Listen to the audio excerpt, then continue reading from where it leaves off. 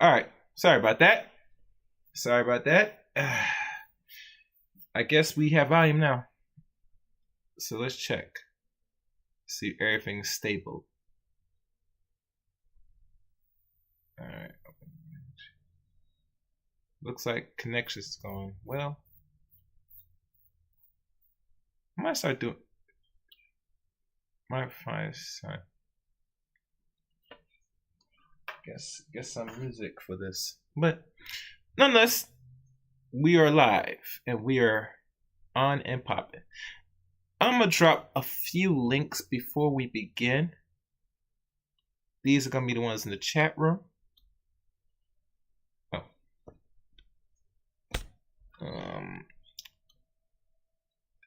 Oh. Or better, I will put this in the description during the in this broadcast. When you'll see here the links to the audios for Miss Julius Harris.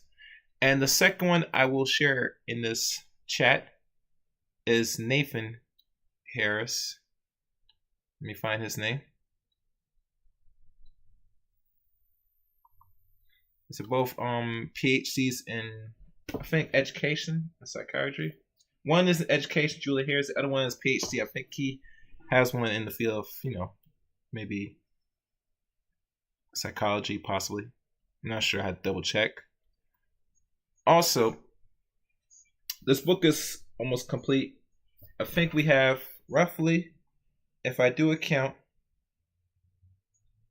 and let me do the count now.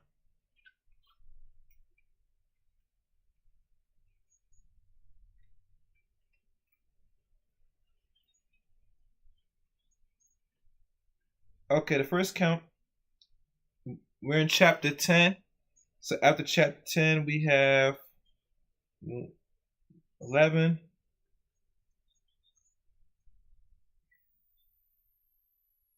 12,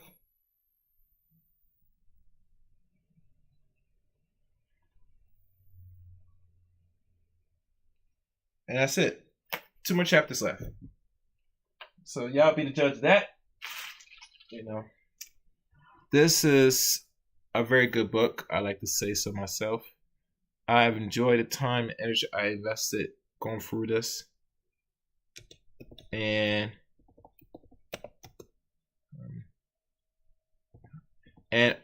one thing, if anybody would take out of this importance of this information, is to know we live in more harsh and rough times more than ever.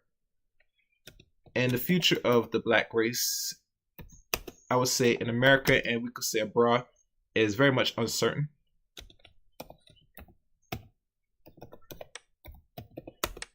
I don't know what the future holds.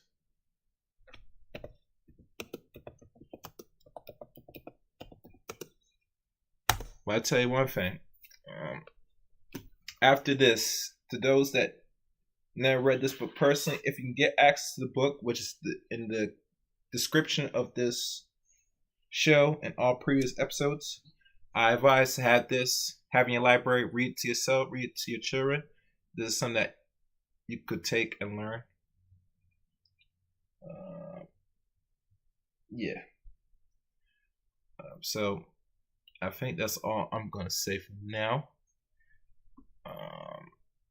I'm going to give y'all a few more minutes before I begin. So stand by.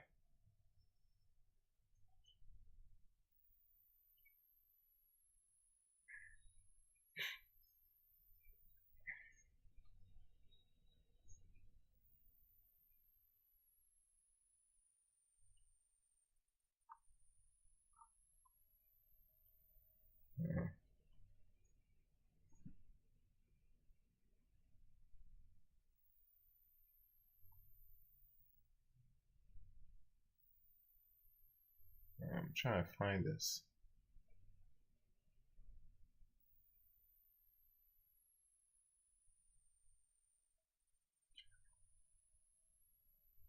I'm trying to find some. Okay, here it is. I'm just gonna do a quick share.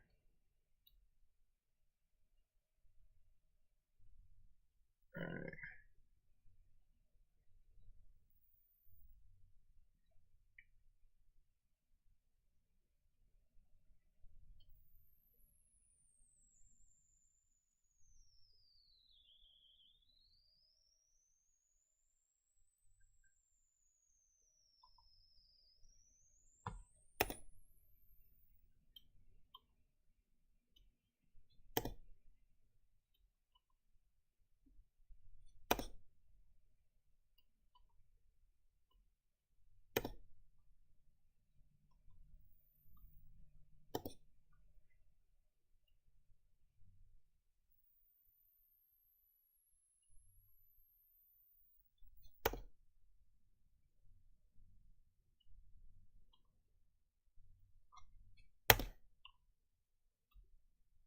All right.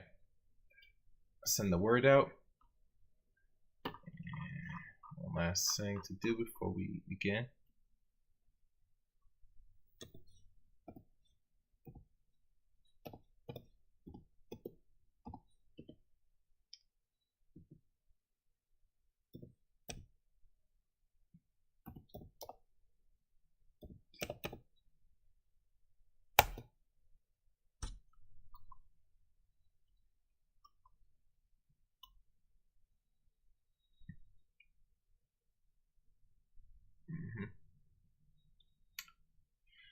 Okay, I guess it's in Eric.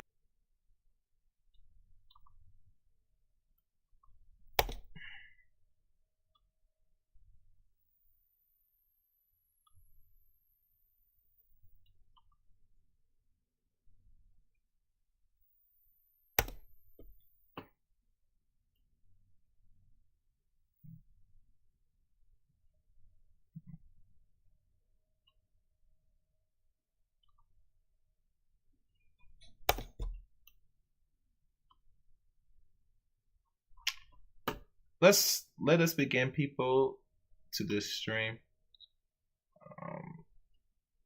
and see what I can get through or get done. Okay, let us begin. The title, Chapter 10, on what we call the endangered black family, coping with unsexualization and the coming extinction of the black race in the 21st century. Chapter 10, what is black masculinity? In a recent discussion of black manhood, it's readily emerged that there was some difficulties amongst the males in reaching a conclusion. Some of the brothers thought manhood was merely a matter of muscles, martial artists, and the tools of trapping of machomito, or what it called masito, or machomento. Some felt masculinity to be best demonstrated in the capacity to cultivate and minister well to a multiplicity of ladies. Still, others stress a toughness or rugged determination in the race of adversity or danger. All these are but a portion of the ingredients that have gone into a higher challenge or purpose of the male historically. In a book, Why Males Exist, a scientific writer, formerly of Harvard University, Fred Hapgood, mobilized a wealth of scientific and biological evidence culled from throughout the animal kingdom. And when I mean cool, they mean cool with a C-U-L-L-E. To suggest that the female could have done very well without this male from the standpoint of evolution, including even procreating itself, but that the female alone, the male to exist to protect her while she engaged in the process of reproduction. Accordingly, we may deduce that the primal functions of the male is protection.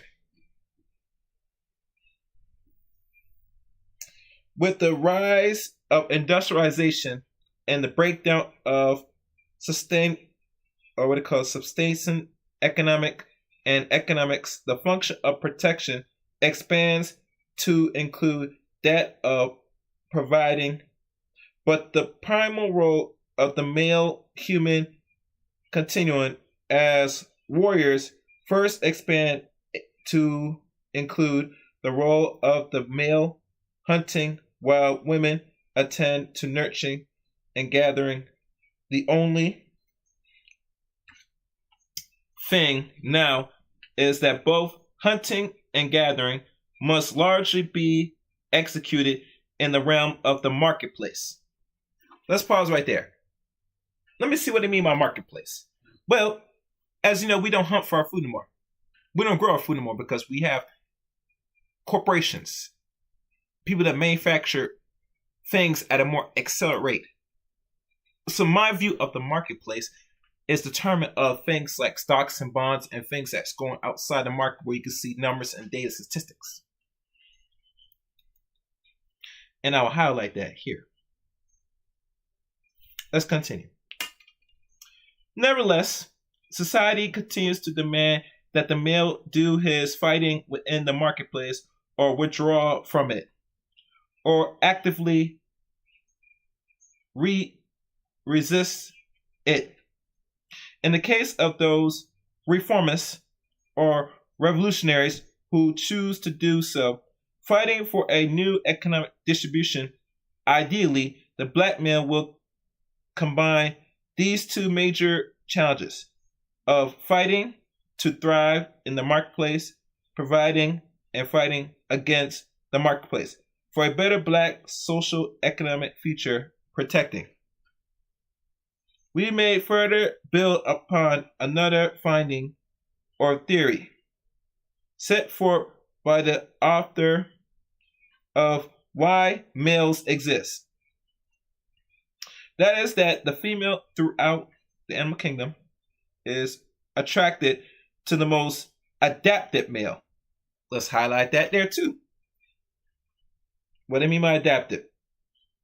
That means a male that could possibly adapt to this or to adapt any environment.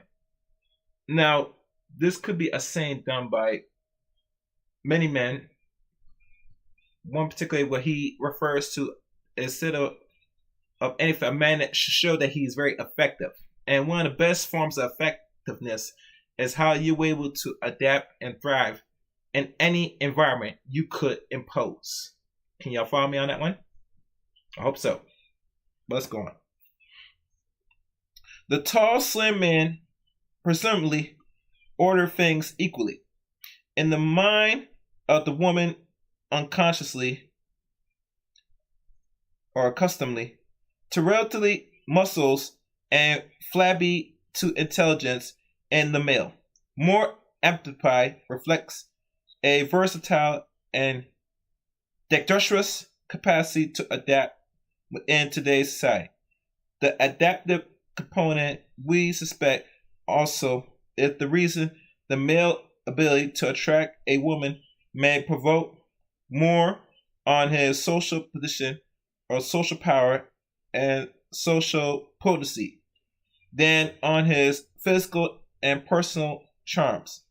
This growing out of the female longing for protection and security and the reproduction or reproductive process and fires in her a natural fondness for the social economical thriving male today.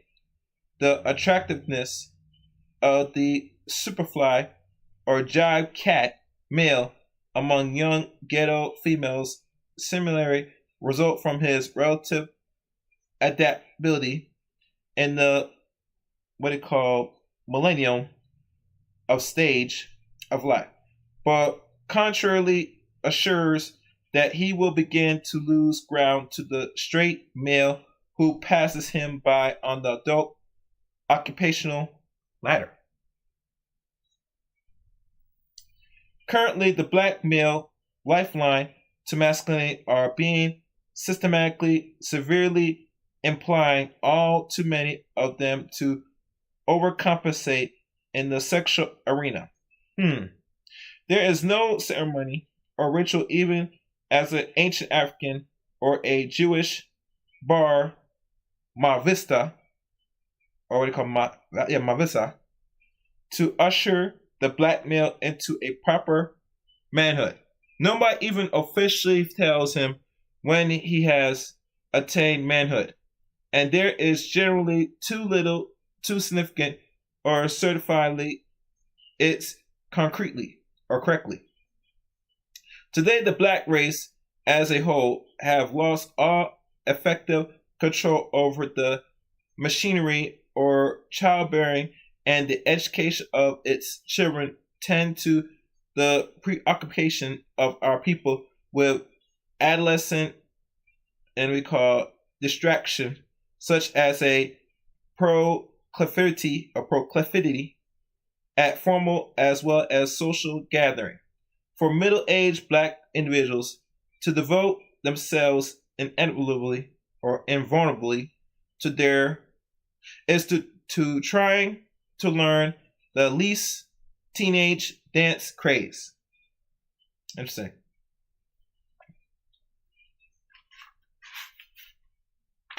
Black males, for their part, accustomed, as almost half of them are to lose the father's presence in early childhood and looking to their mothers for both maternal and parental substance. Too frequently reach maturity with deep and unresolved maternal conflicts. Such men are doomed to live out these unconscious conflicts.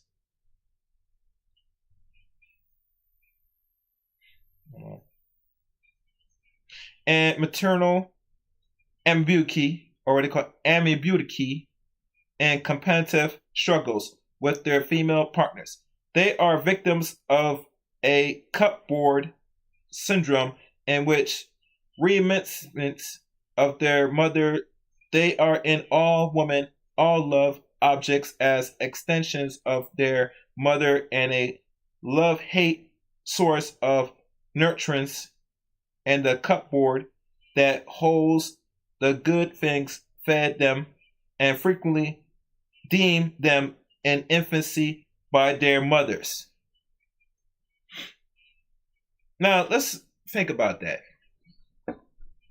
Because what they have done systematically, because we're now moved beyond industrial age into technological, or we call it tech age, that what happens to the development of these black men, for whatever reason, whether the father stays or the father either is pushed out or he's systematically taken out, whatever case may be, what the system has learned and discovered through trial and error and through the rat experiment.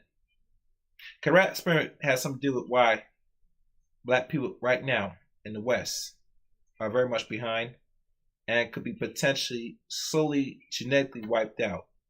If not careful, at the end of the century. In America, per se. Because, like anything, these people play chess. They play strategy. Because to get a better outcome, they have to twinkle and put themselves in position in that board to checkmate a group of people that they want to assimilate and slowly get rid of. They cannot do it physically because physicality means attention and you can't do that.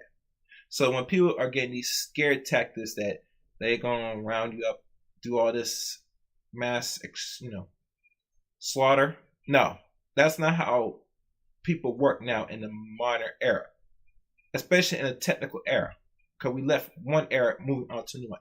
They move in more sinister ways systematically. So keep that in mind.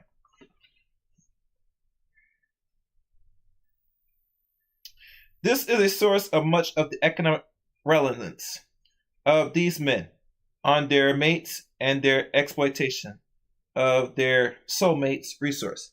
They cannot stop sucking their mother's breast, so to speak. Of course, its tendencies is compound and made necessary, lest we forget in large part by the racist oppress of the black male capacity to thrive in the marketplace.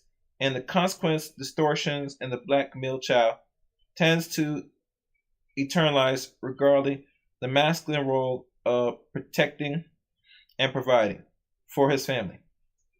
There will be too often looms and impulse to view the masculine role with distortion and disdain, compensatory to develop rather unrealistic approaches to it, extreme and unrealistic ambitions of masculine or musical stardom, gambling, or relative efforts to make it big, quick. They focus upon the extremes and sometimes unrealistic hopes to the extent of shunning or disdaining the mundane days to day providing or privation of an oppressive existence, eroding to the variable social economic states. On the other hand, despite the fact that within a patriarchal society, the oppressed black male poses the primary threat to the one set white male oppressed and accordingly must be restricted, and oppressed black female also it's scorned and made to suffer as well. The fangs or the sling and arrow on the black male displaced rage. The bottom line is the slave cannot be a slave and fully human being at the same time. Hence, a female slave cannot be a woman, no matter how they may be defined, just as a male cannot be a slave and a man, if the master can help it. Thus, by whatever name, the corrosion of black masculinity or its objective component, such as wealth and power, is multifaceted and relentless. People keep talking about the vanishing black male now, an endangered species, and so on, as if they know this fact. But nobody does anything much about it because they are torn by the white race unliteral feminist agenda and the goal and demands of unisexualization. Black women are currently organized to the full applause of all of us to push their singular empowerment. But when black men, as happening in the Bay Area last fall, dared to organize a black or as black men and black men only for the elevation of black men. As such, neither Greeks nor alternative brotherhoods, many black women fear, condemn, and resist their embryonic but long overdue endeavors amongst as much as the white establishment did. Even to this day, some brothers testify they are encountering the wrath of power that be for their November participation. White men and white women, of course, can organize whatever it please them, and for the most part, they are ignorant or applauded by us. They are even supporting, if not applaud, for we have seen that too in their arrogant efforts to organize and misorganize black people who appear flattered and grateful for the presence of attention of the good old white people. I just add that, mind you.